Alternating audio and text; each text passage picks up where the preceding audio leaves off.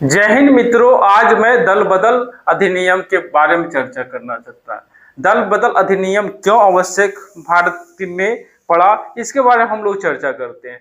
क्योंकि 1900 जब आज़ादी हुई तो आज़ादी के बाद एक एक दल का शासन था, कांग्रेस। कांग्रेस हर राज्य में उसके शासन था। तो क्या हुआ कि 1960 तक कांग्रेस का शासन रहा।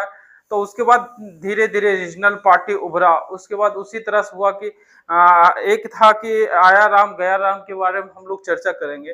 तो क्या होता कि जब कोई व्यक्ति छोटा दल होता था तो क्या होता था, उसको कोई भी राष्ट्र पार्टी उसको क्या करता अपने दल में शामिल कर लेता है। जैसे कि होता हरियाणा का मुद्दा है कि एक गया राम आया राम एक बहुत बड़े मुद्दा 1960 के दशक में एक एक वहां का विधायक था हरियाणा का। तो 1960 में कि गया राम आया राम क्या हुआ कि वो क्या हुआ 15 दिन के अंदर तीन पार्टी में वो क्या हुआ शामिल हो गया। इसके कारण से उसे गया राम आया। उसके बाद 1900 जब जनता पार्टी की सरकार आया उसके बाद में क्या हुआ कि दल बदल अधिनियम आया। किसी जैसे कोई क्षेत्रीय में क्या किसी राज्य में उसकी सत्ता नहीं था तो क्या केंद्र सरकार उसे क्या करता था, उसे तेजी से दल बदल। तो उसके बाद इसको रोकने के लिए क्या हुआ कि एक अधिनियम लाया गया। तो इंदिरा गांधी के समय में तेजी से दल बदल हुआ। तो इसके लिए अधिनियम लाया कि इसको किस तरह से रोका जाए। क्या हुआ कि कोई पार्टी चुनाव 5 वर्ष के लिए उससे चुनाव जिता के भेजता है। तो उसका क्या होता है कि क्षेत्र के लिए नेतृत्व करना। तो क्षेत्र के नेतृत्व ना करके वो क्या करता है, लाभ लाभ के कारण कोई ऐसी मंत्री मंत्री परिषद में सदस्य के कारण या कोई उच्च पद के कारण से वो शामिल हो जाता है। इसके कारण से होता है, इसको रोकने के लिए होता है कि वो नैतिकता की अभाव होती है।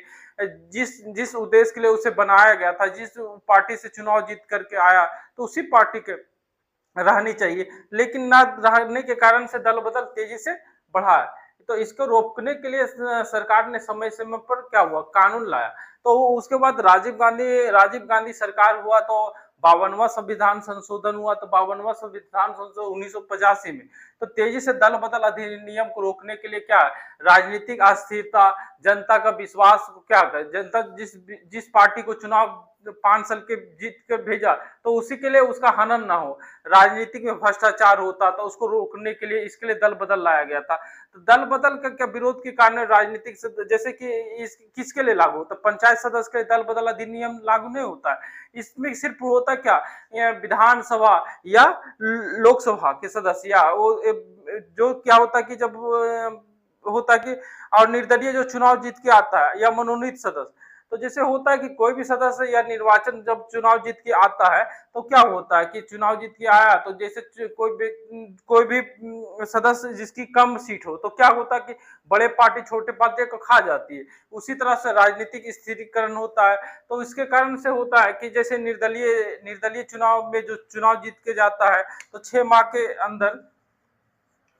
के अंदर मनोनयन सदस्य जो क्या होता है कि जो एमपी हो या एमएलए मनोनीत होती सदस्य उसके लिए भी। तो दल बदल अधिनियम क्या हुआ कि अपनी पार्टी को स्थिर करना, पार्टी की सदस्यता उसके त्याग दी जाती है। हम लोग अब थोड़ा सा चर्चा करते हैं इसके लिए। अगर वह पार्टी किसी निर्देश जो विट होता है सचेतक के विपरीत सदन वो क्या करता है कि जैसे कि कोई है कि उत्तर प्रदेश, बिहार, बंगाल जैसे स्टेट में है कि जब 500 कुछ है, 243 बिहार में है। तो इसके कारण से इसको रोकने के लिए सचेतक होता है। तो इसको सचेतक होता है कि उसको क्या होता है कि वो विभिन्न प्रकार का सचेतक होता है। वो क्या करता है स्थिर करता है। जो जैसे विपरीत होता है, विपरीत समय में क्या मतदान देना है या आज कोई भी हो विधेयक पास हो उसमें क्या करना वोट देना है, विरोध करना है, इसका एक सचेतक होता है। इसका क्या करता है देख रेख करता है। हम लोग चर्चा करते हैं कि इसे कानूनी रूप से यह सामाजिक कार्यकाल और दल बदल विरोधी कानून के तहत होता है। ये जनप्रतिनिधि अधिनियम होता है। जनप्रतिनिधि अधिनियम के द्वारा कारण एक निर्वाचन सदस्य स्वेच्छा से किसी राजनीतिक सदस्यता जब क्या होता है दल बदल स्वेच्छा से किसी राजनीतिक दल में त्याग देता है। और कोई भी निर्दलीय सदस्य जब कोई निर्दलीय सदस्य होता है या चुनाव के जब शामिल होता है तो क्या होता है जब निर्दलीय सदस्य होता है जब चुनाव जीत के आता है तो क्या होता है कि क्या कोई भी सोचता है कि हम मंत्रिमंडल में जगह, तो क्या वो तो शामिल नहीं हो सकता है कि किसी भी सदस्य द्वारा संसद या पार्टी के विपरीत वोट करे, तो यह उसका भी स्वच्छता खत्म हो जाता है। कोई भी संसद सदस्य या वोटिंग करने और उससे अलग होने के लिए 6 महीना तक मनोनीत सदस्य राजनीति, तो उसके बाद कर रहा है हम लोग समझे कि अपवाद के रूप में क्या है इसको इसको है कि जब हम लोग समझे कि हम लोग जाने कि यह कानून द्वारा कुछ ऐसे विशेष परिस्थिति बनती है जो उल्लेखनीय है। दल बदल अभी भी आयोग घोषित की गई है। दल बदल अधिनियम के मतलब होता है कि एक राजनीतिक दल, जो एक राजनीतिक दल होता है उसको क्या करता है, तो जो शर्त देता है, या ऐसे दल जो क्या करता है, चुनाव में राजनीतिक दल होता है तो उसके बाद अलावा वह अध्यक्ष द्वारा क्या होता है, अब हम समझते हैं जब अध्यक्ष सत्ताधारी का जो अध्यक्ष होता है, जो जिस राज्य में हो या सेंटर में जिस पार्टी के अध्यक्ष होता है, तो वो क्या करता है कि वो व्यक्ति को दल बदल, अभी वर्तमान संदर्भ में बंगाल के चुनाव का देखिए तो तेजी से क्या हुआ, दल बदल अधिनियम आया, तो उसके कारण हम लोग थोड़ा सा आज की पेपर की न्यूज एक है कि इसमें बारे में हम लोग चर्चा कर ले, पेपर के से कटिंग से भी करें। क्या रहा कि तृणमूल कांग्रेस जो पार्टी था, तृणमूल कांग्रेस जो ममता बनर्जी की पार्टी थी, तो ममता बनर्जी की पार्टी के बारे में जो मजबूत जनाधार था उसकी क्या था, बंगाल में एक पकड़ थी। तो उसके बाद जो उसकी पार्टियां में कुछ समय आया, कुछ समय के बाद उसकी पार्टियां क्या हो, टूट गई, बिखर गई। जब वो सत्ता से बाहर हुआ तो उसकी क्या विभाजन हो गया, तो एनसीपी टूट कर बनने, जैसे 2022 में वो एनसीपी टूट गया, 2022 में क्या शिवसेना भी टूट गया। 2022 में कौन कौन टूटा, 2022 में शिवसेना टूटा, टूटा। तो इसको चार शिवसेना भी बहुत से बाला ठाकरे के समय में शिवसेना टूटा था। तो हम लोग शिवसेना एक नाथ शिंदे का शिवसेना बन गया, एक उसके बाद जो माइंड से निकल रहा है वहां के मुख्यमंत्री थे, तत्कालिक मुख्यमंत्री वो थे। उसके बाद एनसीपी टूटा 2022 में, एनसीपी शरद पवार का पार्टी, अजित पवार की पार्टी, आज जो शरद पवार दुनिया में नहीं है उनकी पार्टी एनसीपी, क्या नाम बोलता है, जो उनका विघटन हो गया, एनसीपी का विघटन हो गया। तो उसी तरह से हुआ कि उसकी तरह से हुआ कि इसी तरह से तृणमूल जो कांग्रेस था उसकी 28 लोकसभा में सीट थी। कितनी लोकसभा में सीट थी, 28 लोकसभा में सीट थी, 28 लोकसभा में सीट थी। तो उसके बाद क्या हुआ, 20 था,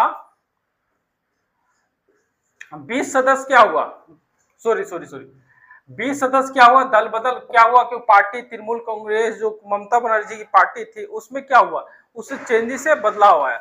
उसके बाद बोला कि हम दल बदल इसमें है कि हम वो सत्ता में जैसे आया, तो जब वो क्या कि बीजेपी में शामिल होना चाहता, तो सोचा कि हम जो राष्ट्र पार्टी है बीजेपी, सोचा कि हम शामिल करें, हम उस मुखर होकर हम चुनाव लड़े, हम जिस पार्टी के टीएमसी के खिलाफ हम चुनाव लड़े, टीएमसी के मुखर रूप से हम चुनाव रखे, उसी को हम शामिल करेंगे, तो ये क्या होगा, आम पब्लिक पर गलत मैसेज होगा। तो इसके हुआ त्रिपुरा में एक पार्टी है, उसके उसी में शामिल हुआ, जो कि उसका नाम है छोटी सी एनसीपीआई त्रिपुरा, इसका नाम है टीएमसी टूट करके एक क्षेत्रीय पार्टी है जिसका नाम है national citizen particle of India, जो 10वीं अनुसूची जो है ना कि इसमें शामिल हो गया, 20 सांसद उसमें शामिल हो गया। जो वर्तमान में क्या त्रिपुरा चुनाव में हुआ मात्र 1200, जैसे क्षेत्रीय पार्टी होता तो क्या उस पर दबाव बना करके उस पर